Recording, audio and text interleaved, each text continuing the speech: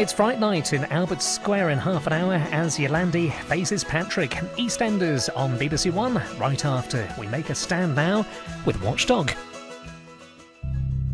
Tonight, we've been telling them for years. Now it's official. Their customer service is the worst in the business. How does British Gas get away with it?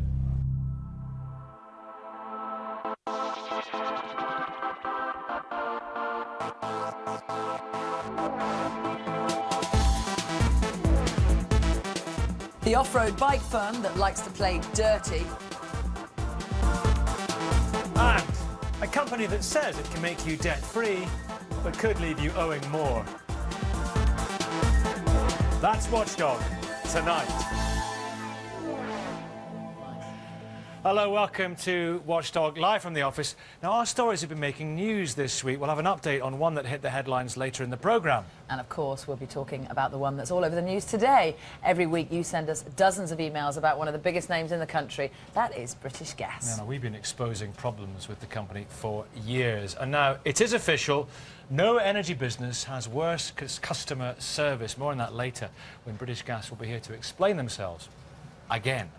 You can text us about any of our stories on 83199. Just type WD followed by your message, or of course you can call us or email us. The details on your screen right now. Yes, it's usually thanks to you that we hear about the companies getting it wrong. But here's one that contacted us themselves. Yeah, they're a company that sells off-road bikes. Now, we'd already been getting complaints, but when they wrote telling us that there was nothing to worry about, we knew there must be something going on. Going nowhere fast? You can escape. Off-road. Welcome to the world of dirt bike riding. It's an adrenaline junkie's dream. You feel every twist and turn. You hear every rev of the engine. But if you buy a bike off one company, you could be in for more than just a bumpy ride. Power Off-Road, run by father and son Tariq and Adam Mawafi. They claim to be the largest supplier of dirt bikes in the country, importing nearly 2,000 a month from China. Chris Partington bought one for his son, Matthew, after seeing them at a bike show last November. And paid cash on the day of £480 for a bike to be delivered. Really excited, looking forward to getting it on Christmas Day and riding it and just having a good bit of fun with it, really. But you'll be lucky if you ever see your bike, let alone ride it. With Power Off-Road, it's a challenge right from the start. Twice Power Off-Road said they'd deliver Matthew's bike, and twice they failed to show up. A third date was set, just in time for Christmas. That date came and went. The emotion of joy was starting to turn to... well, disappointment. We could keep pestering them and telling them that we'd want it, and they'd just keep on giving us false hope and bad excuses, really. After months of chasing the company, Chris and Matthew finally gave up. We got so fed up with being messed about that we just didn't want the bike any longer. All we needed was our money back. But a year later, Matthew still hasn't got his bike or a refund. Neither has Dave Dowsett. He bought a £500 bike for his son Andrew back in February. We changed our mind, basically, so I asked for a refund. And any joy? None whatsoever. I've been trying for 7 months. In the end, I actually got 2 cheques, which both bounced. Bounced? Bounced, yeah, one after the other.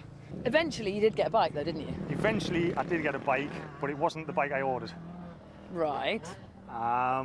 It was just something they had in stock, I presume, and the quality is, to say the least, very poor.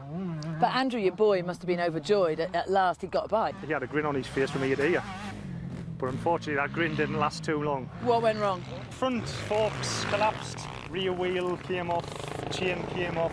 I'd like to be out on it, but he can't. I won't let him, to be honest, because it's unsafe. It's unsafe to use. The bikes that Power Off-Road sell are cheap Chinese Kawasaki and Honda copies. We had an expert examine one of them. I have serious safety concerns with this particular motorcycle. The first one being that the suspension is completely inadequate. The second one is that the brake discs at the front and the rear appears failed to meet the minimum standards laid out by European standards. And thirdly, the front fork assembly is twisted, and really the bike is unsafe, in my opinion, to be used. The Mawafi is like to play dirty. Even if you get your bike, it could be dangerous. No wonder we've had over 200 complaints, and trading standards have had even more. This investigation has been going on for over 12 months now, and what we found is that it's crossed the 1,000 complaint mark, which is totally unprecedented for Surrey, and it's a national problem, which is why it's taken so long to deal with. And what action have you taken against them so far? We've had this enforcement order taken. That was done back in February, and we've had to go back to court again, and there was an undertaking given to the court in August. The order banned them from failing to deliver bikes to customers and not giving refunds. What does it mean if the court order is broken? We could see a contempt of court action, and that means an unlimited fine and up to 2 years in prison. Despite the court order, it seems the Mawafis are up to their old tricks. Linda Dallas bought a bike for her son Corey 6 weeks ago. He's been let down too. He's always wanted a bike, and he had the money now that he saved up after a year. So tell me what happened. Delivery day? Well, it was a great disappointment. Corey was all excited, came home, no bike. You must have been gutted. Yeah, I was actually.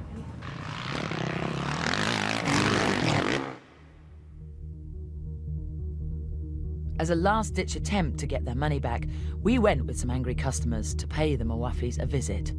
Well, we've come to the Mawafis' house. We're right outside, all of us. These are the unhappy customers. You all right, gang? Yeah. Yeah, and we're going to go and try and get some answers. Here we are. We're looking for Mr. Mawafi. Hi, hello. We're looking for Mr. Mawafi. It's Julia Bradbury from Watchdog. Right. The police were there to greet us. They were conducting an investigation unrelated to the Mawafis or their bike business. You won't have a chance to face the Mawafis, I'm afraid to say. How do you feel? Angry, frustrated. To say the least. Frustrated. We're all busy people and they've wasted our time for months calling and, you know, ringing and emailing and all of it. It's just been a fob story, one after another. It's been lie upon lie, deceit. See, I can do Intrepid. Power Off-Road's bosses, the Mawafis, are out of the country, but they apologise to all of our cases and they say they'll be sorted immediately. Most are promised refunds with added interest. Now, they blame the problems on a factory error, which caused severe delays to deliveries. They say complaints represent only a small proportion of their business and that their bikes have the highest available quality certification. Now, they've given us a special email address for complaints, and that is on the screen, watchdog@poweroffroad.com. Get in touch if you've got a problem. Now, last week, we told you about the party planner who turns out to be more of a party pooper. You pay him to supply the entertainment. The trouble is, it doesn't always turn up. I had only my friends round and there was no bouncy castle and no clowns. How sad were you when the clown didn't turn up and the bouncy castle didn't turn up? Very sad. And the man who'd promised the clowns and magicians was Daniel Edwards, who runs Birmingham-based A+ Entertainment.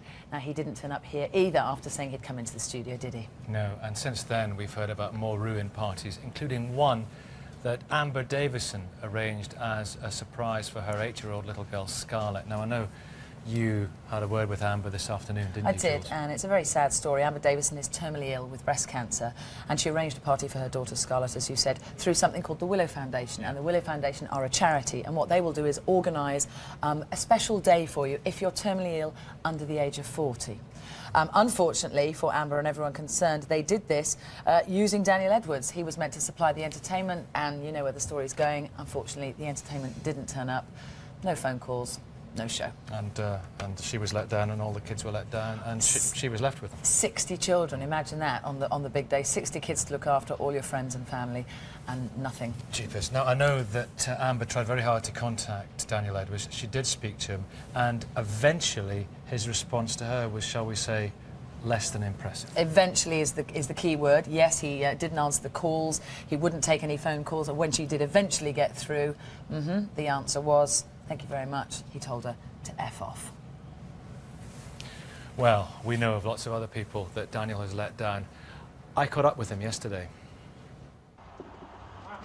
Mr. Edwards, hello, it's Nicky Campbell from Watchdog. Can we have a quick word with you? How you doing? How you doing? Can we have a quick word with you about your business? Yeah, of course you can, Nicky. Basically, we have had problems and I admit that. I'm the first one to admit that we have had problems. I'll say that on camera, I'll say that to your microphone. Things have been addressed. We have put systems in place to actually address things. For the size of company that you have had, we have had so many complaints about you. I'm just wondering, are you up to running a business like this? We are, yes. Are you competent enough? Yep. Because the complaints we have, it's not just that, it's not just the fact that the clowns and the entertainers don't turn up. Do you realise how upsetting that is for children? I do, yes. As a parent myself, I do understand it. But we've spoken to a number of reasonable people who come to us because they're at the end of the tether, claiming you've called them stupid bitch, you've said that they're bores, you said that you've told them to blank off, you've used all the language under this. Basically, it's just a complete and utter disdain for your customers. Well, of course they're going to say that. Of course they are. They want scandal. Same as Are they you guys lying? do. You know what? Forget it. You know what, Daniel? It's not just that you've let a lot of people down and a lot of children down. Look at me. I've let myself down. You have, haven't you? Yes, and I know that. You're going to sort it. It's already been sorted, Nicky. It has. You've got to keep at it. You've got to keep it sorted. It's already been sorted. You've got to concentrate It's on already it. been done. Daniel Edwards from A+ Entertainment. Now, we all know it's a lot easier to get into debt than it is to get out of it. So when a company says it can help you become debt-free, who wouldn't be tempted? Oh, for sure, but you have been telling us about one whose figures don't always add up.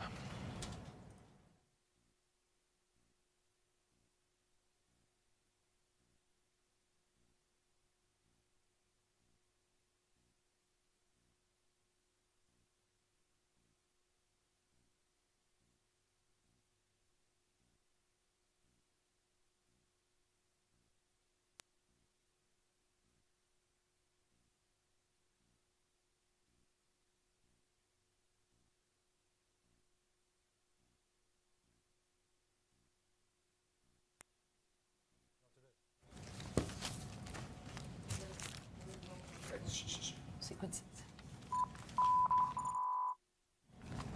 Well, we apologise, we lost the sound on that. We'll try and bring it to you if we can. Now, a big watchdog story was in the news again this weekend.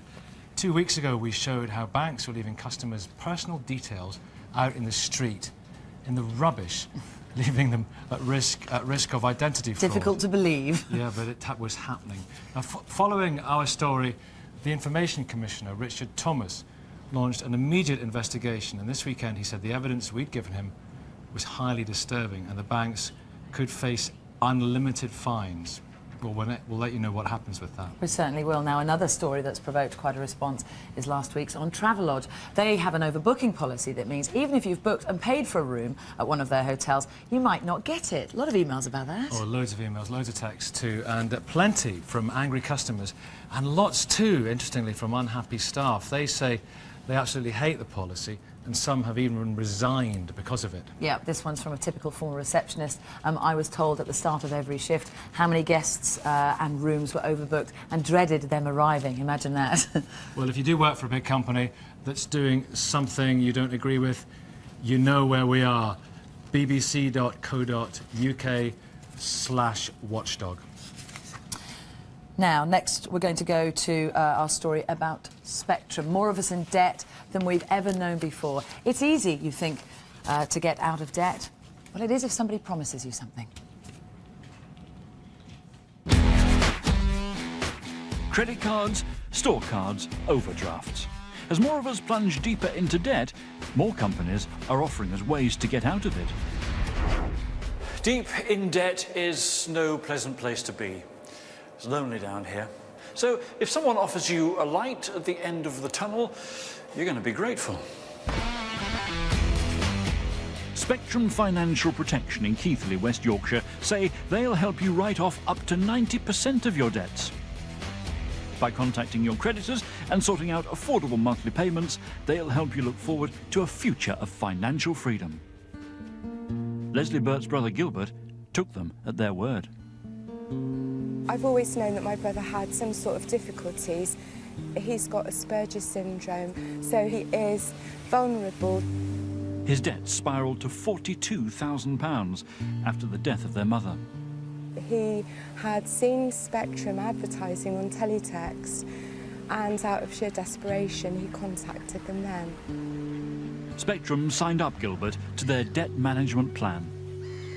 But it wasn't an official IVA. That's an individual voluntary arrangement which prevents bankruptcy and guarantees your debts will be paid off within 5 years. No, this was Spectrum's own personal plan. They would contact Gilbert's creditors, but charge him over £1,000 for their service. He had no idea that the upfront fees that he was paying were not going to his creditors, they were all going to Spectrum. Well, I thought it was going to pay the debts off, but no way, no. As soon as she found out, Leslie stopped her brother's payments, but he still lost £790. I find it really hard to believe that anyone could do that, to take advantage of my brother, take such a large amount of money from him without actually doing very much at all. Jan Smith works for the CCCS, a debt advice charity. I think someone should make Gilbert aware that free organisations exist where he could have had advice free of charge, and the money that he's paid to Spectrum would have gone towards repaying his outstanding debts.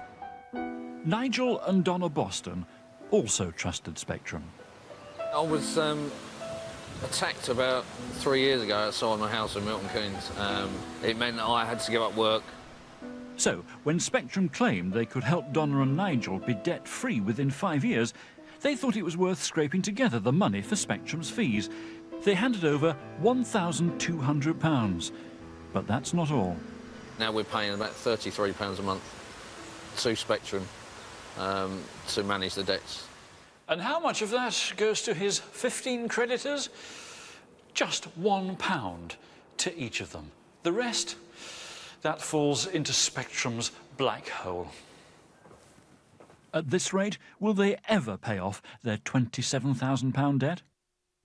The promise that he's going to repay within 5 years is nigh on impossible. I mean, £1 a month to each creditor, that's going to take about 150 years to repay. And Donna and Nigel's debts are getting bigger, not smaller. Despite their agreement with Spectrum, some of the people they owe money to are still adding interest every day. You're so desperate, you really want to pay the bills, you don't know which way to turn, and you think these people are here to help you. Now, I wish that we'd never bothered. And so does Malcolm. He couldn't see a way out of his debts of £55,000 until Spectrum paid him a visit. After the meeting, I felt so much relieved that a lot of pressure had come off me and I could get back to leading a normal life again. Malcolm borrowed from friends and relatives to get together £1,700 for Spectrum's upfront fees. The company told him to stop paying his creditors, but they had different ideas. I was continuously getting phone calls. I had them contacting me at work. In the end, I said, if you want to contact me, you're going to have to contact Spectrum, which they said, no, we're getting no satisfaction from Spectrum. And they weren't. In 8 months, Spectrum paid just £6 of Malcolm's £55,000 debt. Malcolm thought he was walking into the light. In fact, it was getting further and further away. He now owes hundreds of pounds more than when he first signed up with Spectrum. Just like Donna and Nigel, interest was being added to Malcolm's debts every day. I am financially worse off now because they haven't fulfilled any other promises they said they would do. Since I went with Spectrum, my debt has actually increased. What's more, Spectrum had given Malcolm the wrong advice. The best thing Malcolm could have done was consider bankruptcy as an option, not to enter into an arrangement where he quite clearly has a household budget that doesn't allow him to make any repayments. The British Bankers Association is also concerned about debt management companies like Spectrum. We're concerned about the advertising, which suggests very large write-offs, and we don't think that's necessarily representative. And we're also concerned about the advice that that individuals might receive when they phone having seen one of these advertisements. Malcolm is now filing for bankruptcy, and Gilbert has to sell his house to pay off his debts. Well, I did tell him I'm really upset and gutted. To be in debt is to be in a dark and lonely place. When Spectrum offer you light at the end of that tunnel, you might be better off if you just stumbled along in the dark. Once again, apologies for our technical difficulties tonight. The gremlins are at work. Now, one of our cases, Malcolm, in that Spectrum story, has had some money back. The company is talking to others. Spectrum Financial Protection say they're disappointed that a small number of clients have experienced a less than first-class service. They say they've helped over 250,000 people with debt problems and that much of their advice is free. But they also say that they will review the wording in their brochures as a result of our story. Now, next tonight, more of us still get our power from British Gas than from any other company. But new figures from Energy Watch revealed exclusively to Watchdog show that not only is it the country's most expensive fuel provider, it's the worst for customer service. Yes, Energy Watch, set up by law to protect consumers, have said this, and what they're saying is pretty damning considering who they are. But will it be enough to make British Gas take notice? Well, the company's Director of Communications, Miss Tuller, is here, not for the first time. And we have been trawling the Watchdog vaults.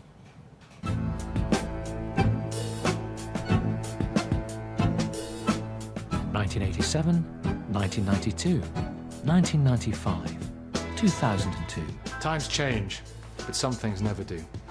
British Gas is still fueling the British public's anger.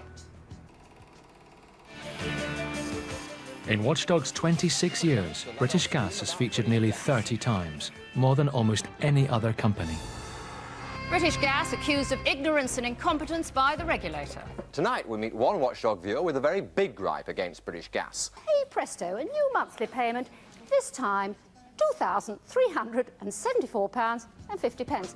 And they're still getting customers' bills wrong. Pam Steppy was used to paying bills of around £70 a quarter. Then she got one for 59 times that. It was an enormous shock. We had a letter beforehand which said, your bill may be slightly larger than you're expecting. We apologise for this, but I wasn't expecting as much as £4,000. Pam asked British Gas to explain. Instead, they used heavier tactics. They then started sending threatening letters about, we will get a warrant to disconnect your supply, the police may be present, your credit rating will be affected, and it's nerve-wracking. It completely, every time the doorbell goes, you jump. Back in the early 80s, British Gas was just the gas board.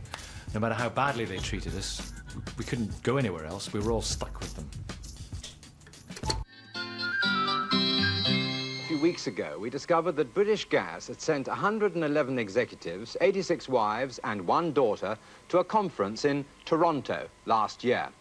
We found out that this cost around £100,000, and we wondered how they could possibly justify the expense. At the same time, British Gas was charging two pensioners for gas they didn't have. They're paying for a meter, which supplies no gas, facing a court summons to pay for a fire that doesn't work. Spool forwards 25 years, and British Gas is making the same mistake. We got a bill from British Gas in about April saying that we owed them about £100 for gas, which we didn't have because we don't have gas. All of my amenities in my flat are electric. There is nothing gas in my flat. As we get on our In 1986, British Gas was privatised, and soon they were competing for our business. Now, British Gas would do everything they could to keep us happy. Well, you'd think so, wouldn't you? Tonight we meet one Watchdog viewer with a very big gripe against British Gas. A man for whom BG brought nothing but bother and grief. The slogan has gone from banishing gripes to today's doing the right thing. But can they do either? Ian Farrell wanted to keep tighter control of his bills. Eventually we decided to get a prepayment meter fitted, because obviously it would be easy for us. We can sort of control the amount of gas we're using, and we can check on the amount of gas we're using as well at the same time. But somehow, Ian's costs went from £120 a quarter to over £3,000. But from, let's say, from June to October to get a £3,000 bill is a bit, even the price out, it's a bit high. OK, well, with me now, Simon Waugh, on behalf of British Gas. It couldn't get any worse, could it?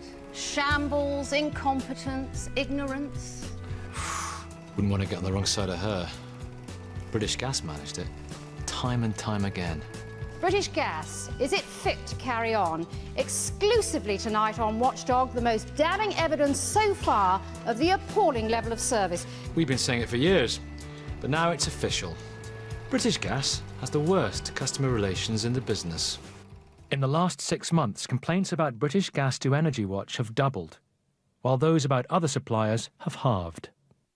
We lodge with them about 1,000 complaints and inquiries every week, and quite a few of those are either lost, ignored, or they just misunderstand. You've got a problem, you need to sort it out, and then you try to get through to the company, and you have to wait for ages and ages and ages until someone answers the phone. It can be up to half an hour. It's a question of really caring. Until they put consumers at the heart of their business, this is going to go on.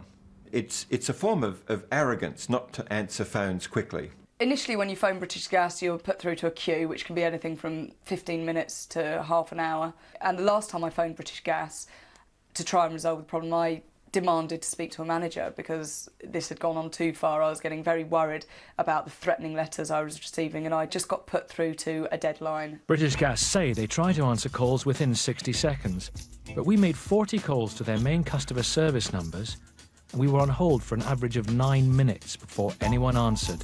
We will answer your call as soon as possible. However, you may be waiting for up to 30 minutes. And it can be worse than that. With one, we waited 47 minutes. That's after years of promising us things will get better. Our aim and our commitment and all that we're putting in place will eliminate those in the future. And we really do believe that our service now is as good as it should be. It's very straightforward as far as our customer service staff are concerned. They know that their first priority is to deliver good service to customers. But 1 year after that promise, that's still not what customers get. I wrote to British Gas, but I've had no reply, except to say these threatening letters. I felt thoroughly harassed by British Gas. They're basically threatening me for money, which I don't owe them.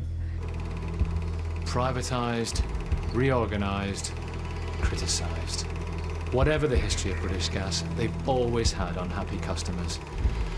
Will they ever get it right? Miss Toller is here from British Gas. You're sorting the cases in the film out. Now, you're the most expensive energy supplier. You've got the worst customer services. Why on earth should anyone stay with you? Well, let's deal with those things one at a time. But first, of course, I would like to apologise to the 3 customers that were featured in your film. We have sorted out their cases. They should have been done more quickly. And indeed, we would pride ourselves as the sort of company that ought to be able to do that first. They're not time remarkable, around. they're typical. They're not typical. But anyway, let's come to the core points. In terms of the price that we charge for energy, all suppliers have put up prices. And if you look today, you'd find that we actually have the cheapest electricity in the market. But what's actually been going on with our customer service, which is pretty much the focus through the film that you played, is what I want to address.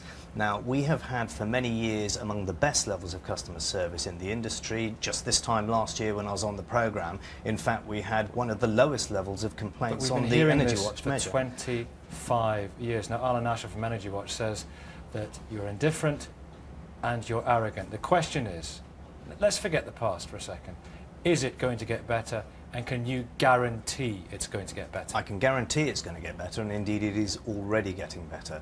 What has been happening over the course of the last few months is we've implemented a completely new billing system. We've invested £430 million in a new system to provide a step change improvement in service to customers.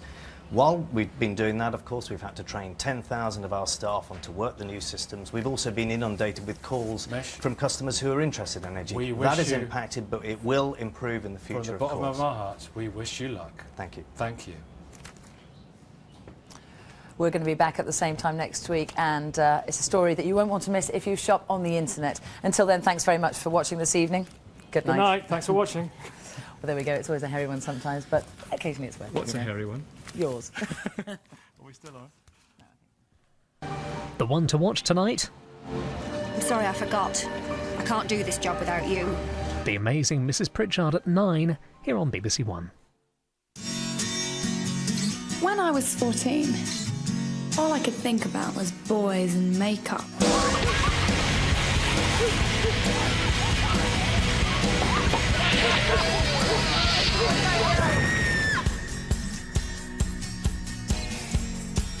Now I spend hours putting it on.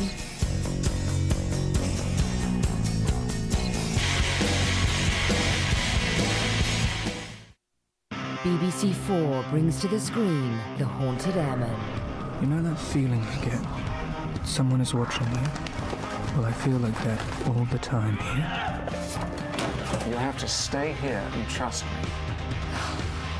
I've seen the grim things that come and go on the borders of the night. I will continue to treat your malady in the way I think best. The Haunted Airman, a Halloween special. Tonight at 10 on BBC 4. OK, long standby then, please. We'll be coming out of network. 30 seconds to the off. Where's the sat band coming from? Breaking up slightly. 3, 2. Now for the news where you are. Q and cut. Hello and welcome to the programme.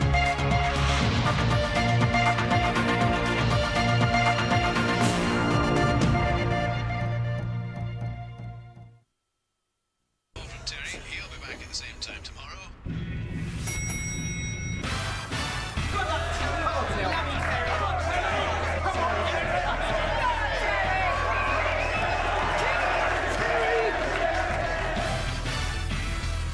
You don't have to be this daring to make a difference.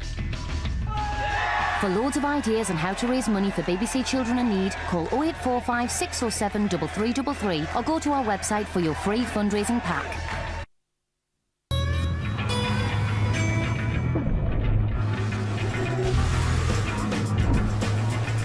Elliot faces some tough questions. Holby City, just half an hour away. First on BBC One, another restless night in the square.